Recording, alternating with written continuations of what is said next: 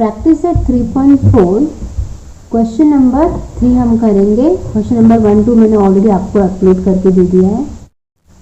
Quadrilateral MRPN is a cyclic, जहाँ पे value of angle R is given 5x - 13 degree and value of angle N equal to 4x + 4 degree. Find measure of angle R and N। तो देखो, हमें पहले बताया ये एक cyclic है, ये जो क्वाड्रिलेटरल है MRPN एक साइक्लिक है। तो हमें प्रॉपर्टी पता है साइक्लिक की, उसके क्या होते हैं, उसके जो अपोजिट एंगल्स होते हैं वो क्या होते हैं, supplementary.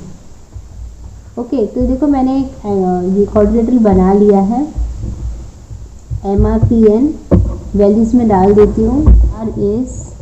Angle R is 5x - 13 और angle N is equal to 4x + 4 degree. ठीक है, तो हमें R पता है और हमें N पता है, और इन्होंने ऑलरेडी बताया हुआ है कि ये साइक्लिक है। तो हमें पता है साइक्लिक क्वाड्रिलेटरल क्या होते हैं, सप्लीमेंट्री, उनका सम सप्लीमेंट्री होता है। That means angle R plus angle N equal to 180। तो हम लिख देते हैं as quadrilateral MRPN is cyclic. Therefore, angle R plus angle N equal to 180. Property of cyclic quadrilateral. Property of cyclic quadrilateral. ठीक है, अभी हम यहाँ पे R का वैल्यू डाल देंगे। R है 5x - 13, 5x - 13। तो मैं 5x - 13 लिख दिया मैंने R की जगह पे। मैं N की जगह पे क्या लिखूँगी, 4x + 4, 4x + 4 equal to 180। Solve करते हैं इसको। देखो 5x + 4x 9x हो जाएगा। यहाँ पे -13 + 4 इक्वल टू 180। ठीक है, 9x ये हो जाएगा -9, 13 और 4, -13 + 4, साइन अलग अलग है तो सब्ट्रैक्शन होगा। 13 में से 4 गया तो -9, क्योंकि 13 का साइन नेगेटिव है, इक्वल टू 180। यहाँ से 9x ऐसे ही रहने देते हैं, 180, ये -9 उधर जाएगा तो +9 हो जाएगा, ये हो जाएगा 189। x इक्वल टू 189/9 कट कर लेंगे। 9 1 जा 2 जा एंड 1 जा, तो फिर 21 आ जाएगा। x equal to 21। हमें वैल्यू ऑफ R निकालना है और वैल्यू ऑफ N भी निकालना है। तो therefore major of angle R कितना है, 5x - 13, 5x - 13। तो 5 इंटू x की जगह पे 21 रखना है, -13 मल्टीप्लाई करेंगे।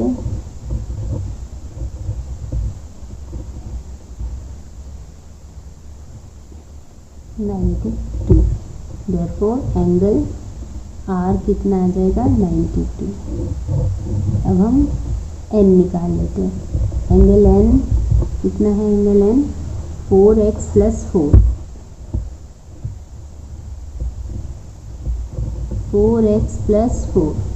तो 4 इंटू x का वैल्यू है 21, 21 + 4, ये हो जाएगा 4, 8 + 4 ऐड होके ये आ जाएगा 88। Question number 4, in figure 3.58, so this is the figure we are talking about. Segment RS is a diameter. Segment RS diameter है, with the center O, point T lies in the exterior of the circle. तो उसका centre O है और point T जो है वो circle के बाहर है।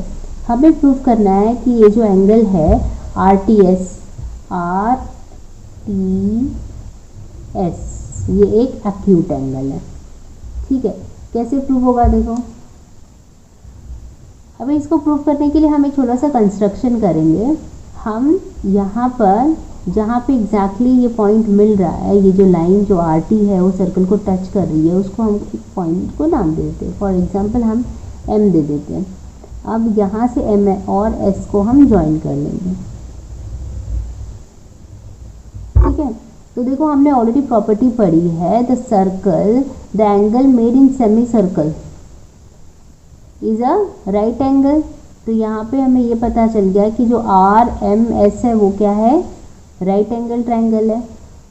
ठीक है, उसके बाद हम लोग इतना प्रूफ करने के बाद हम लोग ये छोटे वाले ट्रायंगल में चले जाएंगे, किसमें, TMS में चले जाएंगे। TMS के लिए ये जो ट्रायंगल है कौन सा, RMS, वो एक एक्सटीरियर एंगल होगा। देखो मैं आपको यहाँ पे ड्रॉ करके दिखा देती हूँ। यहाँ पे एक ट्रायंगल है जिसका नाम है TS और ये रहा M। तो ये जो ट्रायंगल है TMS, उसके लिए ये वाला ट्रायंगल जो है, ये वाला ट्रायंगल जो है वो एक्सटीरियर है। और एक्सटीरियर एंगल का जो वैल्यू होता है उसके रिमोट एंगल से कभी भी ज़्यादा ही होता है। ठीक है, और हम यहाँ पे प्रूफ बता देंगे कि जो RMS है वो तो 90 डिग्री है। ठीक है, और RMS अगर 90 डिग्री है और ये इससे छोटा है तो 90 से कम ही होगा, तो therefore angle RTS will be acute angle. ठीक है, मैं अच्छे से आपको करके दिखाती हूँ।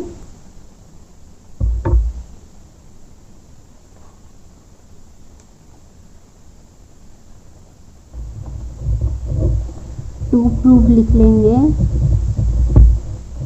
Angle RTS is an acute angle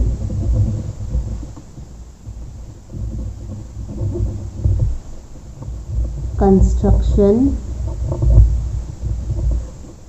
क्या है कंस्ट्रक्शन, हम लिखेंगे make angle RMS, make angle RMS। फिर हम लिखेंगे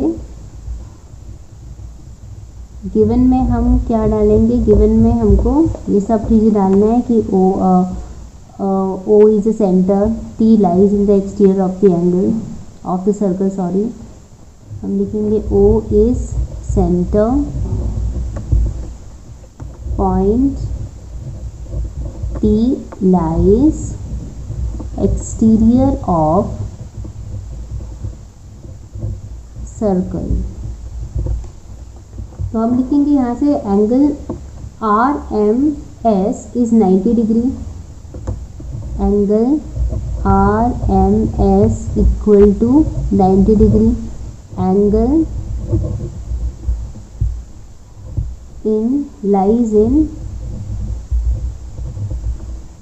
लाइज इन सेमी सर्कल,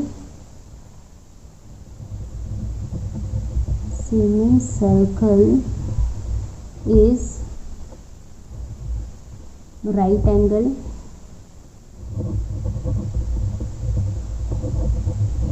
ठीक है, RMS इज 90 डिग्री, हमने ये प्रूफ कर दिया है।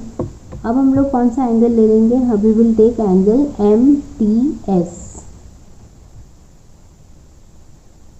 थोड़ा क्लियर नहीं है तो मैं इसको ज्वाइन कर देती हूँ M और S को, जस्ट ताकि आपको वीडियो जो है क्लियरली दिखाई दे। ठीक है, अब मैं ले रही हूँ in triangle TSM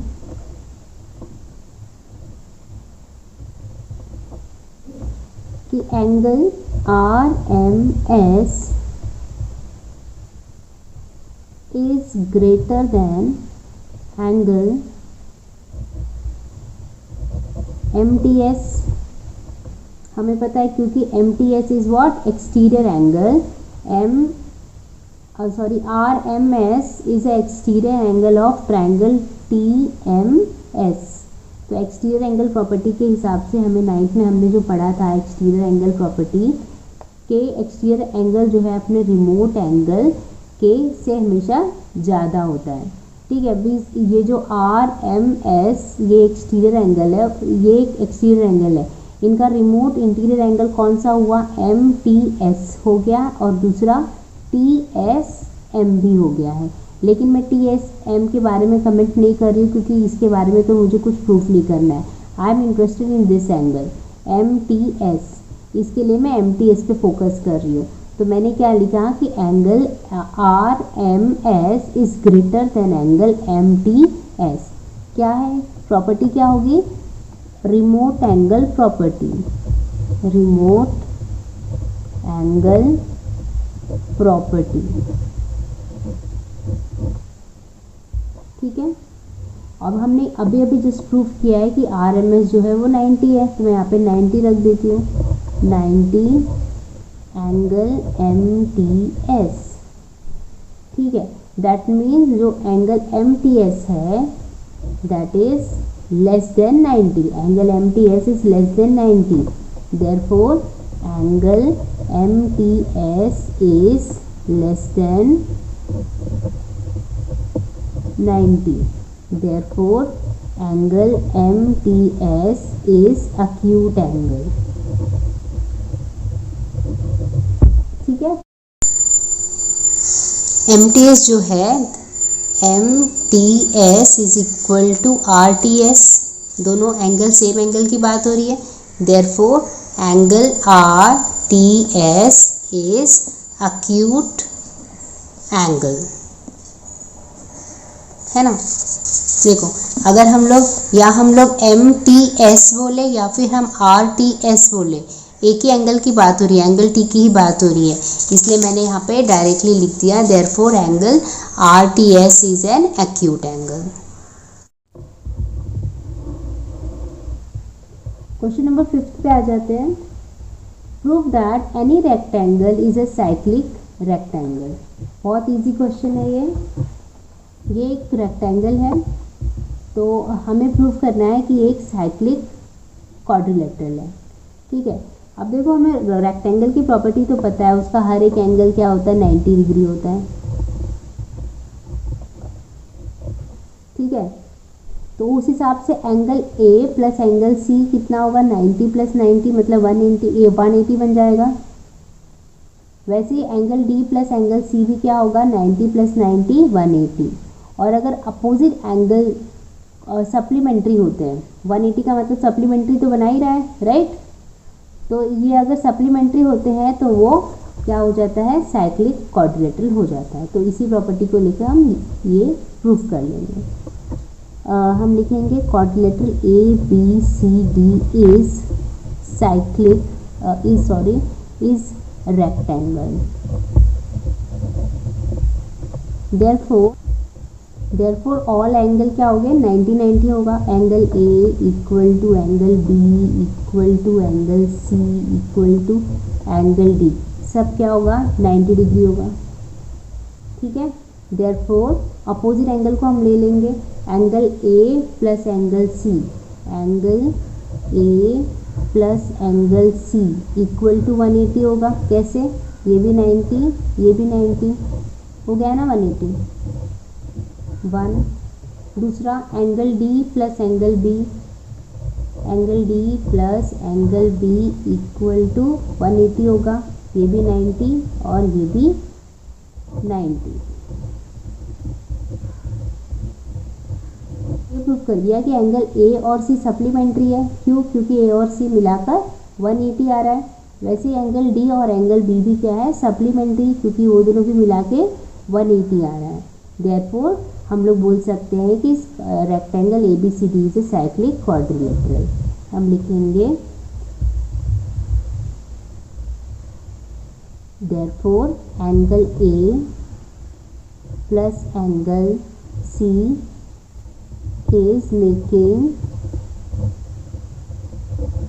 supplementary angle,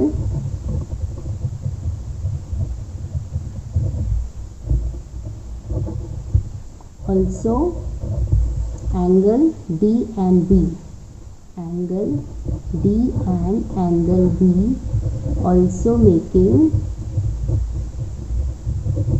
supplementary angle.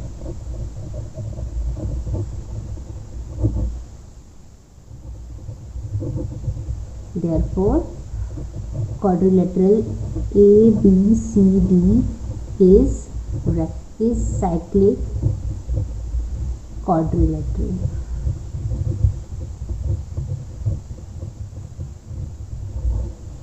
It is cyclic quadrilateral. Henceforth.